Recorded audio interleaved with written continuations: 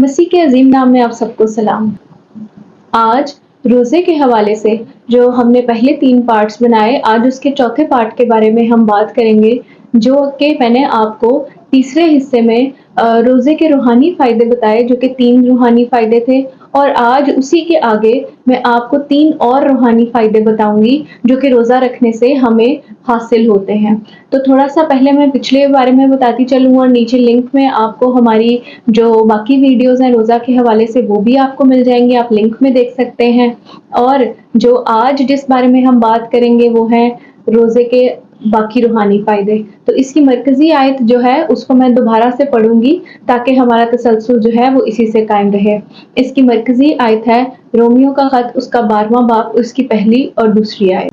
बस ए भाइयों, मैं खुदा की रहमतें याद दिलाकर तुमसे इल्तिमास करता हूँ कि अपने बदन ऐसी कुर्बानी होने के लिए नजर करो जो जिंदा और पाक और खुदा की पसंदीदा हो। यही तुम्हारी माकूल इबादत है। इस जहान के हम शक्ल ना बनो, बल्कि अकल नहीं हो जाने से अपनी सूरत बदलते जाओ, ताकि खुदा की नेक और पसंदीदा और कामिल मर्जी तजर्बा से मालूम करते रहो। तो पहली 3 जो फायदे हैं मैं आपको बताऊंगी। सबसे पहला फायदा ये था कि रोजा हमारे रूहानी वजन को बढ़ाता है, हमारी रूहानी वक़्त को बढ़ाता है, ना कि जिस्मानी वजन को। दूसरा जो फायदा था वो ये था कि हम रोजे में अपने बदन को जिंदा कुर्बानी होने के लिए पेश करते हैं, जैसे कि हमें पौलुस बताता है कि हम अपने बदनों की जिंदा कुर्बानी खुदावन के हुजूर लेकर आए। और तीसरा जो फायदा है वो ये था कि हमें इस बात के लिए कुव्वत मिलती है कि हम अपने आप को इस जहान का हम शक्ल ना बनाएं, बल्कि हम अपने आप को खुदा के मुताबिक ढालना शुरू करें। तो ये 3 फायदे थे। चौथा फायदा जो रोजे के वसीला से हमें होता है वो ये है कि रोजा हमारे जहन की कमजोरियों को जाहिर करता है, ताकि ईमान के वसीला से वो हमारी जहनी कमजोरियां हम में से अलग हो जाएं और हम मजबूत हो सकें जहनी तौर पर ईमान के वसीला से। जो चौथा रूहानी फायदा है वो ये है कि हमारी अक्ल जो है वो नहीं हो जाती है। जैसे पौलुस कहता है कि अक्ल नहीं हो जाने के वसीला से। तो जब हम रोजा रखते हैं तो होता यह है कि जो हमारे जहन के अंदर कमजोरियां होती हैं, या जो ऐसी बातें होती हैं जो कलाम के मुताबिक ठीक नहीं है, वो जाहिर होना शुरू हो जाती हैं, वो एक्सपोज होना शुरू हो जाती हैं। और जब वो जाहिर होने लगती हैं तो ईमान के वसीला से वो हमारे अंदर से खत्म होना शुरू हो जाती हैं। तो मैं आपको ये बताना चाहूंगी कि जब हम रोजा रखते हैं तो रोजे से हमारी अक्ल नहीं होती चली जाती है, और जब जब अक्ल नहीं हो जाती है और जब हम किसी जंग का सामना करते हैं तो वो जंग हमारे जहन को मजबूत कर देती है, मुस्तहकम कर देती है। और आप देखेंगे कि रोजा वही लोग मुकम्मल करते हैं, उन्होंने जितने भी दिन का कमिट किया हो, अगर 1 दिन का किया हो, 3 दिन का किया हो, 21 दिन का या 40 दिन का, वही लोग मुकम्मल करते हैं जो जहनी तौर पर मुस्तहकम होते हैं। वो लोग नहीं जिनका बहुत ज्यादा वजन होता है, जो बहुत मोटे होते हैं, इस वजह से वो रोजे को नहीं। इसमें रोजे में फिजिकल से ज्यादा हमारा जहन, हमारी अक्ल, हमारे मेंटल जो है वो कमिटमेंट इसमें शामिल होती है। जितना हम मेंटली स्ट्रॉन्ग कमिटमेंट करते हैं उतना ही हम रोजे में अपने आप को उसको खत्म करने तक ले जा सकते हैं। मत्ती के इंजील 4 बाब और उसकी दूसरी आयत में देखें तो यहाँ यूं लिखा है, और 40 दिन और 40 रात फाका करके आखिर को उसको भूख लगी। तो यीशु मसीह के बारे में बताया गया है कि यीशु मसीह ने जब 40 दिन 40 रात फाका किया तो आखिर में उसको भूख लगी। तो ये सब कुछ मेंटल है, उस रोजे के दौरान उसको भूख नहीं लगी। और अक्सर ऐसे होता है, ऐसा नहीं होता कि हम भूखे हों तो ही हमें खाना जो है वो टेम्प्ट करता है या हमारा कुछ खाने का दिल करता है। नहीं, कभी कभार ऐसा भी आपने नोट किया होगा कि हमें भूख ना भी हो तो किसी खाने को देखकर हमारा दिल चाहता है उसको खाने के लिए। तो ये फिजिकल एपिटाइट नहीं है, ये फिजिकल भूख नहीं है जिसकी वजह से हम रोजा नहीं रख पाते, बल्कि ये हमारी मेंटल जंग है, ये हमारी जहनी लड़ाई है। और रोजा हमारे जहन की उन वीकनेसेस को, उन कमजोरियों को हमारे सामने खोल के रख देता है कि हम जहनी तौर पे कहाँ कहाँ कमजोर हैं, और जहाँ जहाँ हमारी कमजोरी होती है फिर उस रोजे में रहते हुए, अपने आप को हलीम करते हुए, हमारा जो जहन है वो न्यू होता चला जाता है। हम अपने जहन को खुद कंट्रोल करने लगते हैं, उसको बताने लगते हैं कि नहीं, आज मैंने रोजा कमिट किया है, आज मैं खाना नहीं खाऊंगी, इतने दिन तक मैंने نے نہیں کھانا یا اتنے دن تک میں نے اس کام کو جاری رکھنا ہے، اور اس طرح سے آپ کا ذہن مستحکم ہونا شروع ہو جاتا ہے، آپ کا ذہن مضبوط ہونا شروع ہو جاتا ہے۔ یاد رکھیں کہ اس دنیا میں جو پہلا گناہ آدم اور حوا سے ہوا تھا وہ کھانے سے ریلیٹڈ تھا۔ انہوں نے وہ پھل کھایا کیونکہ ان کی آنکھوں کو دیکھنے میں وہ اچھا لگا، اور یسوع مسیح کی پہلی آزمائش بھی کھانے کی ہی تھی۔ شیطان نے اس کو کہا کہ ان پتھروں کو کہہ کہ یہ روٹی بن جائے۔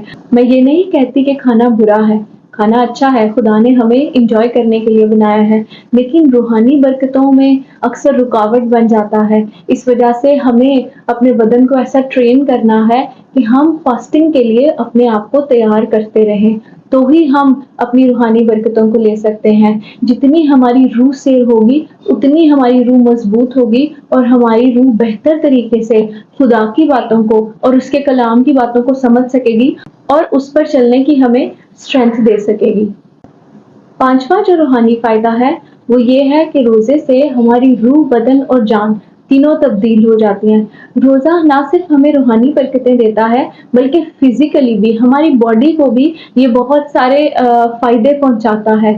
فزیکلی ہماری باڈی میں بہت سارے اچھے کام ہوتے ہیں روزہ رکھنے سے۔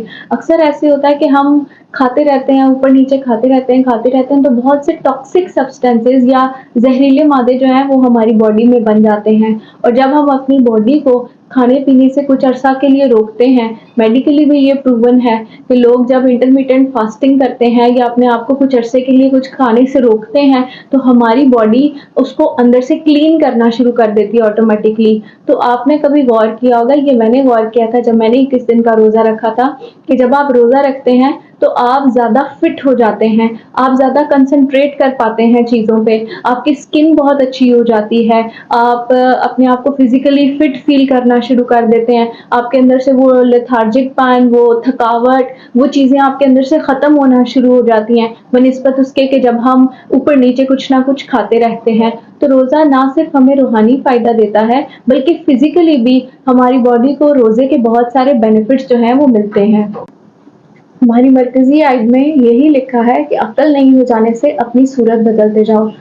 ہماری جو فزیکل فیس ہے وہ بھی بدلنا شروع ہو جاتا ہے، اور اس کے ساتھ ساتھ ایک بہت ضروری بات، اکثر لوگ ایسا ہوتا ہے ان کے ساتھ ان کی ایموشنل بہت ساری نیگیٹیوٹیز ہوتی ہیں جو کہ روزے کے وسیلہ سے ختم ہو جاتی ہیں۔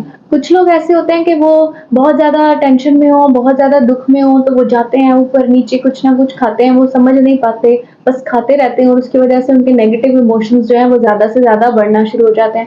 اکثر آپ نے وہ دیکھا ہوگا کہ جو لوگ ایڈکٹڈ ہوتے ہیں، جو لوگ نشہ بازی کرتے ہیں، وہ اپنے ساتھ کچھ نہ کچھ کھانے کو رکھتے ہیں، لذیذ کھانے اور اس طرح کی چیزیں رکھتے ہیں، کیونکہ ان کو اس سے لطف ملتا ہے، ان کے بدن کی ڈیزائرز ان سے پوری ہوتی ہیں، وہ نشے کو بڑھاتی ہے ان کے اندر۔ تو اس وجہ سے جب ہم فاسٹنگ کرتے ہیں، جب ہم روزہ رکھتے ہیں، تو ہمارے جو نیگیٹو ایموشنز ہیں وہ بھی باہر آنا شروع ہو جاتے ہیں، اور جب وہ باہر آنا شروع ہوتے ہیں تو ہولی اسپرٹ ہماری مدد کرتا ہے، اور وہ ان نیگیٹو، ان منفی عادات کو، ان ایموشنز کو وہ بھی ہماری باڈی میں ہیل کرنا شروع کر دیتا ہے۔ تو ہماری جو صورت ہے، جو ہماری بدن ہے، جو ہماری روح ہے، ہماری جان ہے، ان تینوں میں تبدیلی آنا شروع ہوتی ہے روزہ کے وسیلہ سے۔ تو جو آخری یعنی چھٹا روحانی فائدہ ہے وہ یہ ہے کہ ہم خدا کی مرضی کو جاننا شروع کر دیتے ہیں۔ جب ہم روزہ رکھتے ہیں تو ہم اپنی زندگی میں خدا کی مرضی کو پہچاننا شروع ہوتے ہیں، وہ ہم پر ظاہر ہونا شروع ہوتی ہے۔ جیسے کہ جو ہماری مرکزی آیت ہے اس کا آخری حصہ ہم دیکھیں تو یہاں پر ایسے لکھا ہے، تاکہ خدا کی نیک اور پسندیدہ اور کامل مرضی تجربہ سے معلوم کرتے رہو۔ میرا یہ ایمان ہے کہ ہماری زندگی میں ایک ہمارا اپنا پلان ہوتا ہے کہ ہم نے کیا کرنا ہے، دوسرا ابلیس کا منصوبہ ہوتا ہے کہ وہ کس طرح سے ہمیں ہلاک کرنا چاہتا ہے، برباد کرنا چاہتا ہے، اور تیسرا خدا کا مقصد ہوتا ہے ہماری زندگی میں۔ ہم بغیر مقصد کے یہاں پیدا نہیں کیے گئے۔ تو جب ہم روزہ رکھتے ہیں تو خدا کا مقصد ہماری زندگی میں ظاہر ہونا شروع ہوتا ہے۔ بہت سے ایسے دروازے جو کہ ہماری زندگی میں پہلے کھلے ہوتے تھے اور وہ کھلے نہیں ہونے چاہیے تھے، خدا ان کو بند کر دیتا ہے، اور جو کھلنے چاہیے تھے خدا ان کو کھول دیتا ہے۔ اب آپ پوچھیں گے کہ روزہ ہی کیوں؟ روزہ اس لیے کیونکہ روزہ ہمیں حلیم کرتا ہے، اور خدا حلیموں کو ہی سرفراز کرتا ہے۔ خدا کے منصوبے ہماری سرفرازی کے لیے، ہماری بھلائی کے لیے ہیں۔ تو میں یہ آپ کو انکریج کرنا چاہوں گی کہ آپ روزہ ضرور رکھیں۔ ہم میں سے بہت سے لوگ خدا کے حضور دعا کرتے ہیں اور اس سے پوچھتے ہیں کہ خدا تیرا کیا مقصد ہے میری زندگی میں؟ جب آپ روزہ رکھیں گے تو خدا آہستہ آہستہ اس مقصد کو آپ کی زندگی میں کھولنا شروع کرے گا، آپ کو بتانا شروع کرے گا، آپ کو اس کی لیڈنگ دینا شروع کرے گا اور پھر آپ اس راہ پر چلنا شروع ہوں گے۔ تو جب ہم روزہ رکھتے ہیں تو خدا کا مقصد ہماری زندگی میں واضح ہوتا ہے، اور جب خدا کا مقصد ہماری زندگی میں واضح ہوتا ہے تو ہماری زندگی خوشحال ہو جاتی ہے، ہم اپنے اندر تسلی اور اطمینان ریسیو کرتے ہیں۔ تو میں آپ سب کو انکریج کرنا چاہوں گی، جو کچھ بھی ہم نے روزے کے حوالے سے سیکھا ہے آپ اسے اپنی زندگیوں میں امپلیمنٹ کریں۔ اس سے میں نے پرسنلی اپنی ذاتی زندگی میں برکت پائی ہے، اور میرا ایمان ہے کہ جب آپ اس کو اپنی زندگی میں پریکٹس کریں گے، آپ اپنے ذہن میں کمٹمنٹ کر لیں کہ آپ نے فاسٹنگ کرنی ہے، آپ نے روزہ رکھنا ہے، اور خدا کے حضور جیسی بھی آپ کمٹمنٹ کریں گے خدا ضرور آپ کو برکت دے گا، اور آپ کی زندگی میں بہت ساری تبدیلیاں رونما ہوں گی، جن تبدیلیوں کا آپ بہت عرصے سے انتظار کر رہے ہیں اور ابھی تک آپ نے نہیں دیکھی۔ اگر آپ روزہ رکھنا شروع کریں گے تو آپ کی زندگی میں وہ تبدیلیاں رونما ہوں گی۔ خداوند میں مسرور رہیں اور انکریجڈ رہیں، اور خدا آپ کو بہت برکت دے۔